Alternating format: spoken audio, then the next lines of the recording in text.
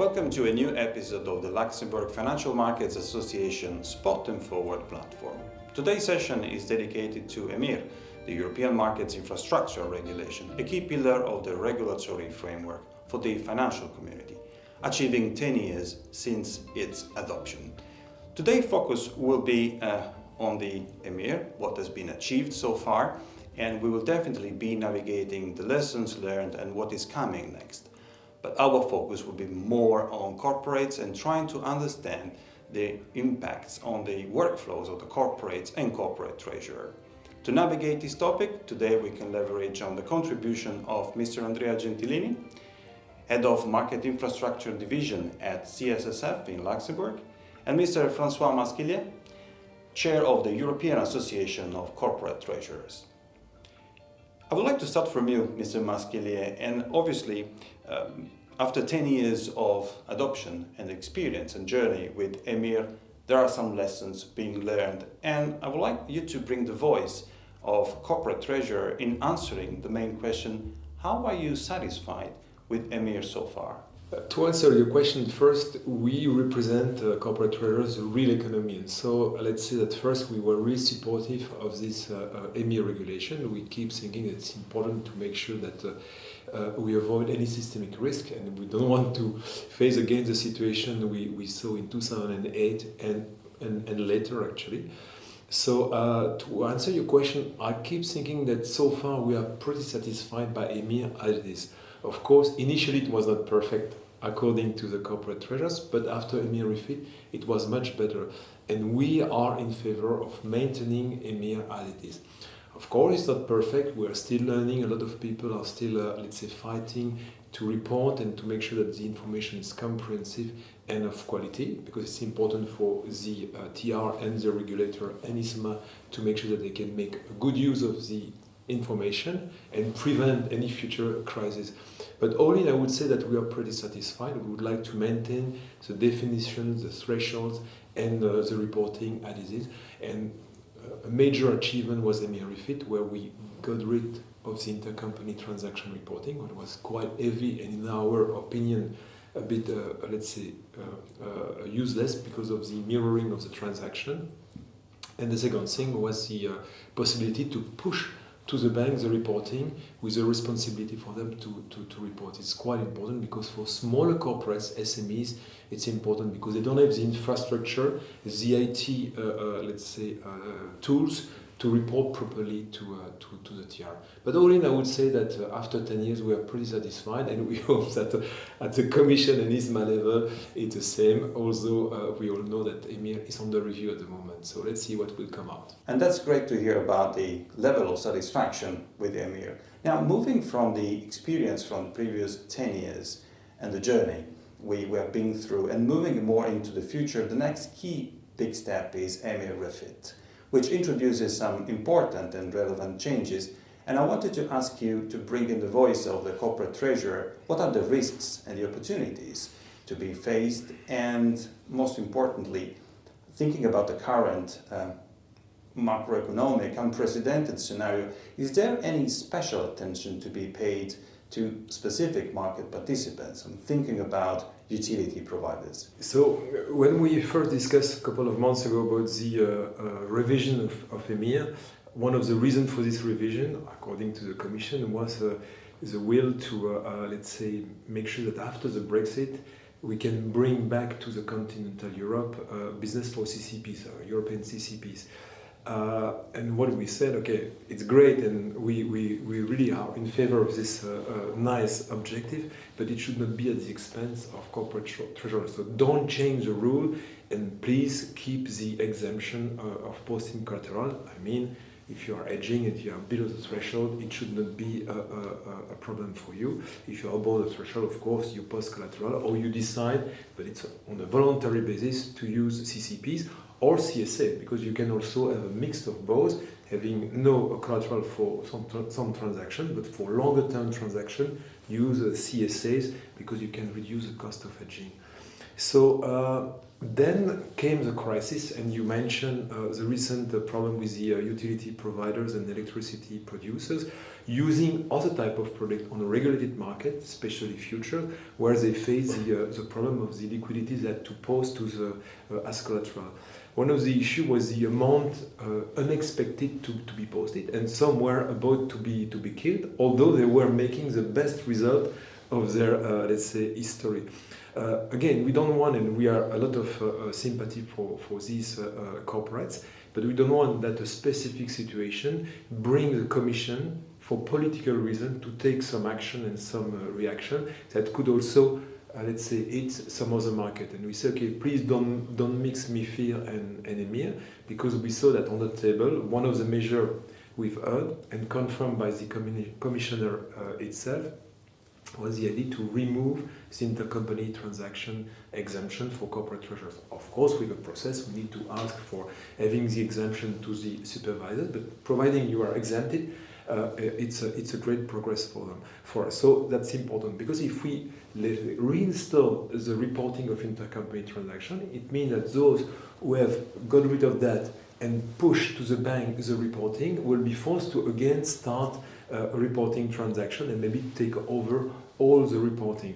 So I think that it will be a big damage, especially not for the small multinational companies, but for the big one. Then we talk also about the potential revision of the definition of hedging. We think, and we keep thinking, but I would be pleased to discuss that with Andrea to see what is the perception of the definition from the supervisor side. But we have the impression that the definition is more, let's say, principle-based than rule-based, but it's clear. For me, it's really, let's say, aligned to the IFRS 9 definition. We would like to maintain that. According to some of the corporate, it will be better if we can increase the threshold, the famous 1 or 3 billion threshold, but we were not asking for that. We said, okay, it's correct like that, it's okay, we live with that, and we're quite satisfied, so let's keep it. Last point we discussed with some of the corporates were the exemption. You know that we still have an exemption for the pension fund, and some of the pension fund, it could be an issue because they need to hedge also position. But I've heard from the commissioners that apparently the fund exemption will stop in 2023 or 24. So that's a major risk, I would say. You say opportunities of risk.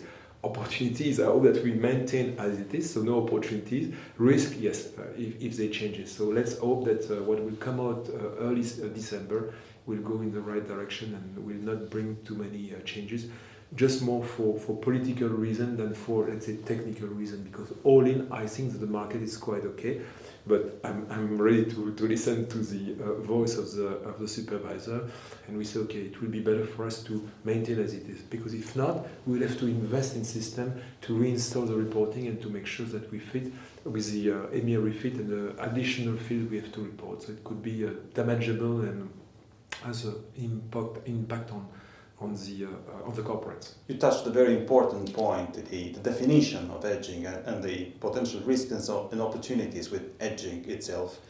And I would like to now check with Mr. Gentilini and ask, what is your view, what is your take when it comes to the potential impact on the definitions of hedging? Indeed, the hedging exemption is one of the most important elements that the supervisor have to look at, especially when we supervise NFCs, because the large majority rely on hedging exemption for their trading activity because of either their commercial or treasury function.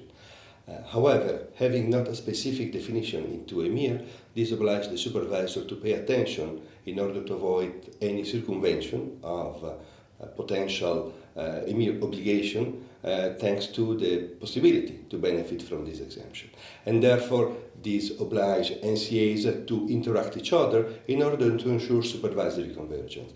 Not having a clear definition obliges NCAs to discuss in supervisory case discussion where the real case, real situation is brought on the table in ESMA committees in order to clarify, to achieve progressively supervisory convergence, which means that all NFCs are treated equally irrespective where they are located. Thanks, Andrea. And keeping the focus on corporates, I really wanted to deep dive a little bit the relationship between a supervisor and a corporate. And specifically, looking at the Luxembourg financial community, What are the challenges faced by CSSF in supervising non-financial counterparties? Well, indeed, this is a real challenge. First of all, we have to remind that non-financial counterparties are not necessarily known to the regulators because the large majority are not authorized nor supervised by the regulator. So for that purpose, we have issued several years ago a dedicated form to be filled by all NFCs in order to communicate to the SSF the basic information, meaning the contact person, the address where the SSF have to contact the company, and other basic elements to establish direct interaction should any supervisory action be launched. The second element to be reminded is that in Luxembourg we have approximately 2,000 NFCs. The large majority of those NFCs are NFC minus, so below the clearing threshold. And thanks to that, they rely on the so-called mandatory delegation, previously mentioned by François Masquelier, meaning that all transactions an NFC conclude with a financial counterparties, it's up to the financial counterparties to report the leg of the transaction on behalf of the non-financial counterparty. And these, since is set into the regulation, clarify roles, responsibilities, liabilities, all. Therefore, the relationship is pretty clear. However, the NFCs should not disregard the data reported on their behalf by the financial counterparties for several reasons. First, the data disseminated to several authorities and central banks. So there is not only the SSF that looks at the data. There are many institutions that look at the data, and each of these institutions look at the data from a different perspective. Therefore, we cannot give a priority in terms of which fields are more important than others. All of them are important, equally important for the different authorities involved. And therefore, bad data quality implies that the image of the firm is not necessarily well as it should be. The second element is that an analysis of the reported data allows to verify the quality of the services provided by the financial counterparties to the NFCs. You should not eat in a restaurant with a dirty kitchen. The third element is that reported data are an easy tool to ensure that competent authorities can verify other EMIR obligations, notably timely confirmation, portfolio reconciliation, and therefore data quality issue constitute a signal of potential weaknesses in the processes and procedures even at the corporate level. This will trigger a more in-depth supervisory action. So finally, although the mandatory delegation has been implemented, NFCs remain responsible to comply with other EMIR obligations. In this context, we remind NFCs always to keep an holistic approach toward the EMIR. Indeed, we have to recognize, however, that some NFCs, even those not necessarily big, often report data of a better quality than large financial institutions. So at the end, we can say that larger does not mean that you can do better. Thanks, Andrea. You actually touch a very important point on the different stakeholders who are consuming the data being reported. And on that note, and going back to the topic, the greater topic of transparency, which is at the very heart of EMIR and that regulation, I would like to ask François a very straight question. What do you think, what is your view on the current level of transparency in the market, and what do you foresee as a potential risk or, again, an opportunity in the increase of the level of transparency when it comes to free trade? Interesting question. So, for once, I have the impression that all the stakeholders are aligned and have the same perception. According to our, let's say, peers, the transparency on the market, it's rather good and rather satisfying. It means that we use platforms. On platform, you can, let's say, exchange with your different bank counterparties. Even you can also trade with none of your current core banks. So it means that in terms of transparency, in terms of access to the market, competition is there. And I think the pricing and the margin are or spreads are quite low. Of course, you have spreads for the platform, you have spreads for the bank, but it's normal, not exaggerated. I think that if we want to increase this transparency, what we notice that, and especially for the pre-trade, I'm not sure that it will bring a lot to corporate treasurers, but it could bring a lot of extra costs according to the first discussion we had with several banks. And I think that we can fear that the price of hedging could increase. So if the more transparency, it has a price of more expensive hedging, I think that it won't be a win-win, it will be a lose-lose situation where banks and corporates are not in favor. And it's why with this with the banks association and with corporates, we have explained to the Commission that we were again additional transparency don't bring anything to the market, at least for the end users that we represent. And thanks for this interesting view on the potential impact on the cost of hedging. And coming back to transparency, which is the major and primary objective here, in order to increase the quality of that transparency, the next key step is EMIR refit, introducing some new elements and new components to our equation for transparency. Now, the time has always been a key factor when it comes to fulfilling obligations and complying with regulations, and the end of April 2024 is not that far away. So my question to you is, what needs to happen between now and the end of April, and what could be the role regulators can play in this journey? So as already said, so the less changes, the better for us, because we know all the consequences in terms of systems. We need to adapt our system. We don't have the same team, the same tool, the same budget as bank or financial institutions. So we are not in favor of changes. But you're right. So changes are coming. Time is passing quite fast. So we are facing so many economical issues at the moment that regulation is a bit put aside. And I'm, as you rightly mentioned, afraid that some corporates will not be ready on time. So we keep at the Association of Corporate Treasurer level trying to educate our members, to remind that new changes are coming and they need to be ready. And it's why I'm really in favor of, let's say, discussion with the different stakeholders, not only the regulators, but also the supervisors, just to make sure that we, let's say, keep doing the same job, educating the market. Because at the end of the day, the risk for us is not to properly report what we should report, and for them to challenge our reporting. So I think that it's a good example where cooperation should be certainly a good way to prevent any risk of poor or bad quality data reporting. But we will do our best to keep educating the market and informing them on time that they should be prepared. The only problem, again, it's the nature of corporate treasurers. Regulation is always a sign, and the current situation make even more pressure to focus on new cash flow forecasting, liquidity issues, etc., rather than regulation, especially with an existing regulation that they found is working quite well. That's our challenge, I would say. In your answer and in my question, we both mentioned the role of supervisors or regulators. So I would say an implicit question for Andrea Gentilini is, what is your take here, and what do you think needs to happen between now and the end of April, and when it comes to the role of supervisors and regulators? I would say that is important because data is transparency, and transparency builds trusted and stronger financial ecosystem. So I fully agree with what François mentioned earlier on the importance of data and transparency. And I really appreciate that this concept of market transparency came also from a representative of the corporate associations and EACT, because we as regulator, our intention and our work and effort is really to ensure that the market is safe and robust.